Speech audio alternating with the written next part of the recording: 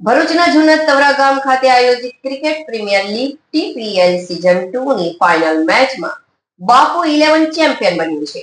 Final મુકાબલો બાપુ 11 અને trophy king 11 વચ્ચે રમાયો હતો, જેમાં બાપુ 11એ 39 રનથી વિજય મેળવ્યો હતો. ટ્રોફી કિંગ 11એ ટોસ જીતીને બાપુ 11ને પ્રથમ બેટિંગ માટે આમંત્રણ આપ્યું હતું. બાપુ 11એ નિર્ધારિત 8 ઓવરમાં 67 રન બનાવ્યા હતા.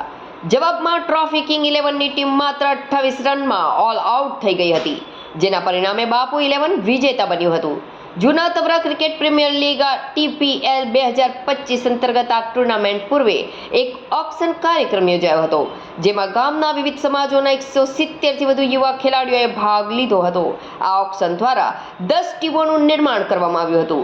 આયોજકોએ જણાવ્યું હતું કે યુવાનોમાં ક્રિકેટ પ્રત્યે રુચિ વધે અને પ્રતિભાશાળી ખેલાડીઓને આગળ વધવા માટે મજબૂત પ્લેટફોર્મ મળે, તે હેતુથી સતત બીજા વર્ષે પણ TPLનું આયોજન કરાયું હતું.